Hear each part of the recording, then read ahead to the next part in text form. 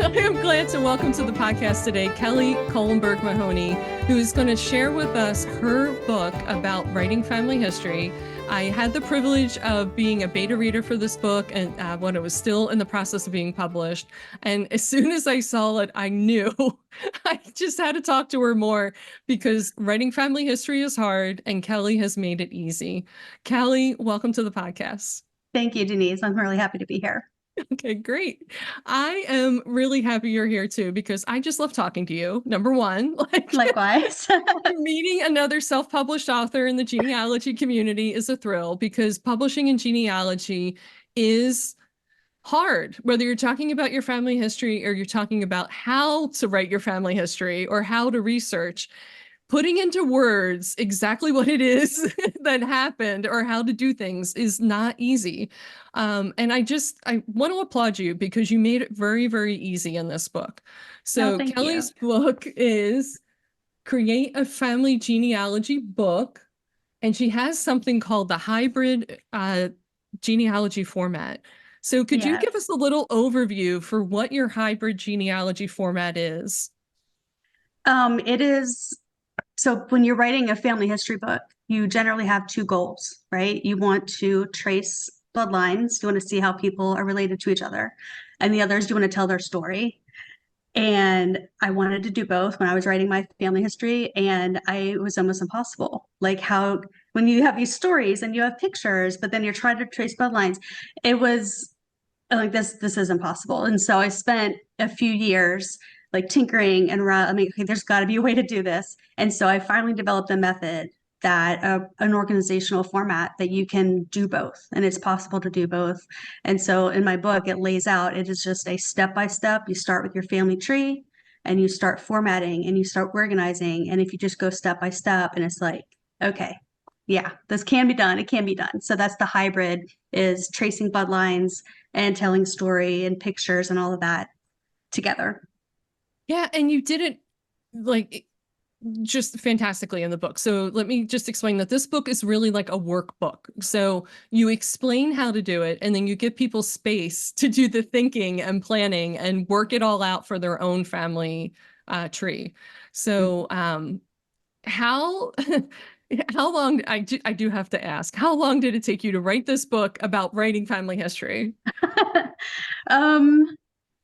So it was supposed to be a 20-page, like, hey, here you can do this. And it turned into a year of, oh, I should add this. Oh, I should put that in there. Yeah. So it was almost a year of, like wanting to get everything that I wanted in there, not just how to do it, but other stuff in addition to that, how to add to your story and all of that. And so I'm like, if I'm going to do this, I want to do it right. So about a year.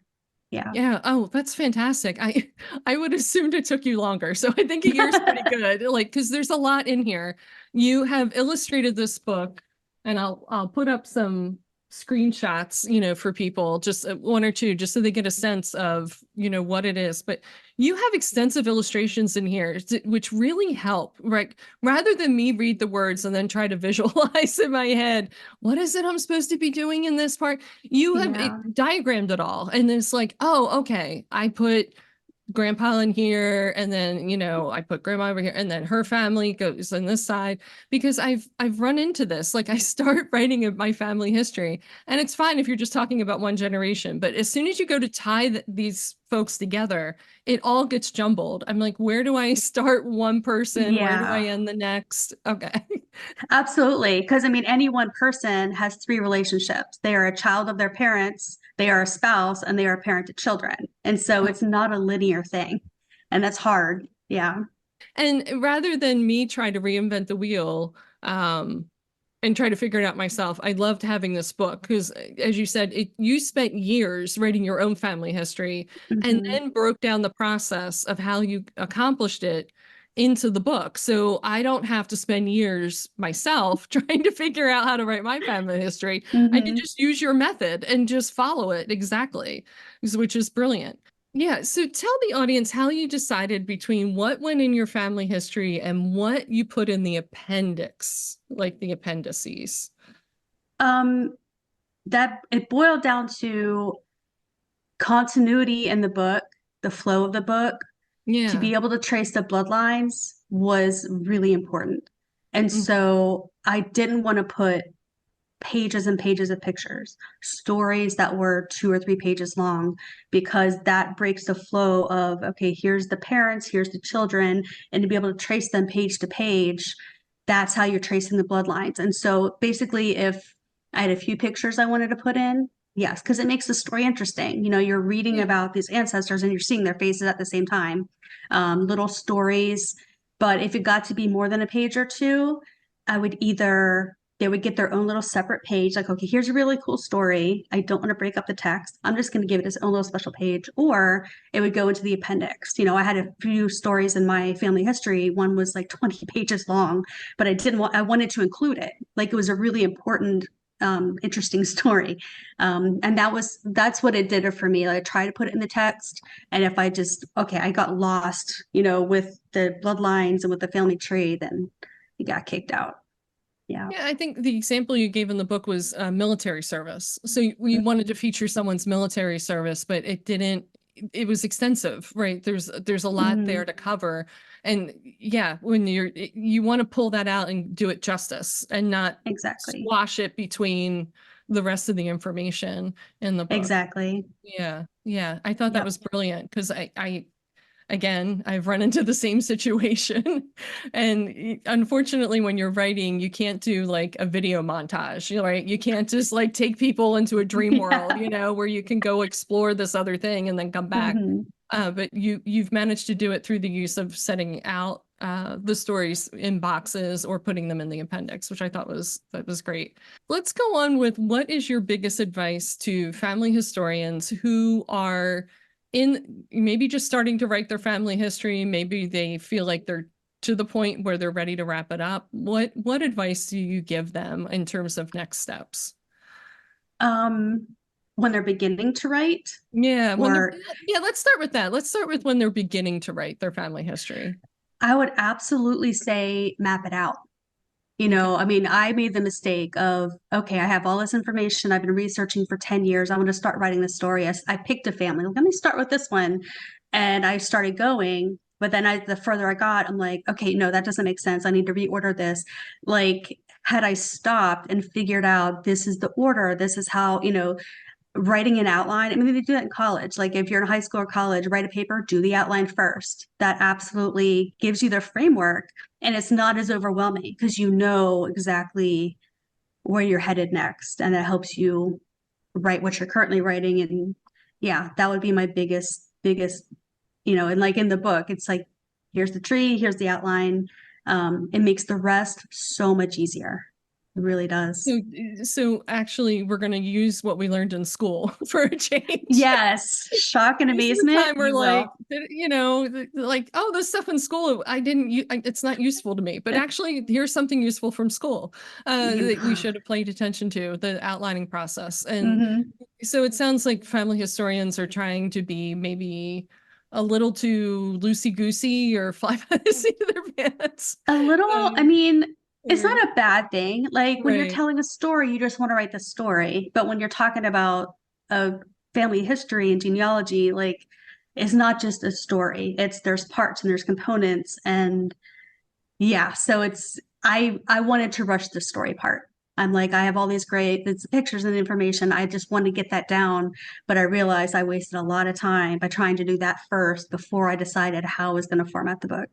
Okay. Yeah, that makes sense. Now, for the people that have written a bunch of family history, what's your advice to them? Like what should they do with it now? Like, is there a way that they can evaluate it, or should they just start to squeeze it? Should they go back and outline it, like, or make sure? Yeah, I'm not You have sure.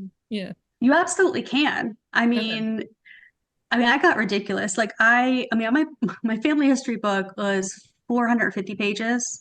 Like, it was a monster of a book. And I got halfway through and I realized I don't like the format. And so Oh. I oh, my husband heard about that one.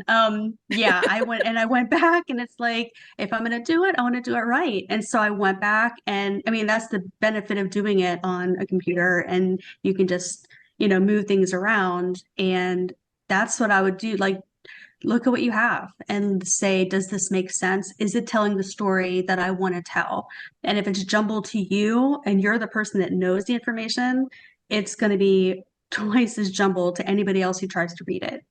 So don't be afraid to just start over. Don't be afraid to take it and move things around for it to make sense. Wow, that's wonderful. I like your perspective of telling the story you want to tell. Make sure that you're telling a story you want to tell. Because I think sometimes we've heard that we need to like be very aloof and be very factual and just sort of very distant from our ancestors and not really act like we know who these people are in any sense. And I'm kind of, I've kind of changed my opinion on that. I really feel like it's okay for people to put a little of their personality into the book and their perspective. Each person that encounters their ancestors has a different experience of them, let's just say, like a different way that they interpret or look at their ancestors, and they mean different things to them. Different people jump out to different members of my family. People that I'm enamored with don't necessarily mean anything to other folks. So Exactly. yeah. Exactly. And yeah, if it's just, in my opinion, if it was too cool and aloof, too objective, like, to me, it defeats the purpose. Yeah. Like, you want the facts, you want all that, but like, they're people. They lived lives. Like, they weren't just words on a page. And that's kind of what I wanted to put forth when my book is like, yes, here's all the factual information, but these were our people and they like went through struggles and they had joys, they had sorrow. Like, to add as much as that as I could, like, that's the interesting part to me, the humanity of it, not just here's when they were born, here's when they died. Yeah. Yeah. It's more than that, at least to me. I love it. I love it.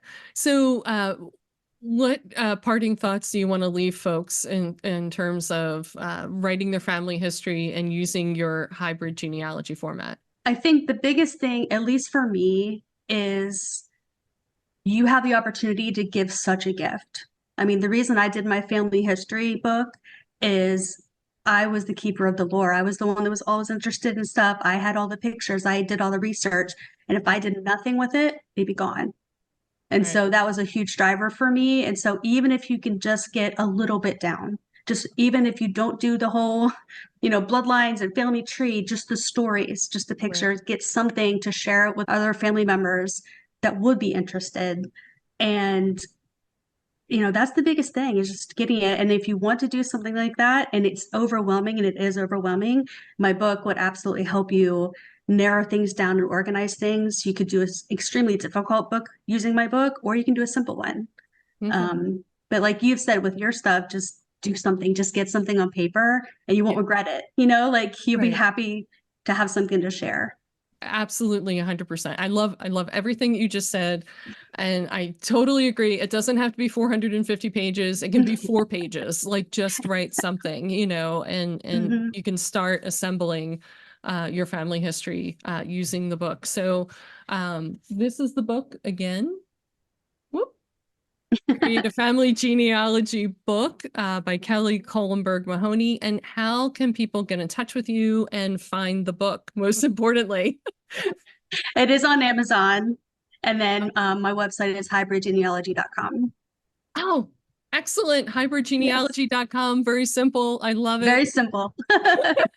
Yeah. Sticking with your theme. I think that's important. I tried.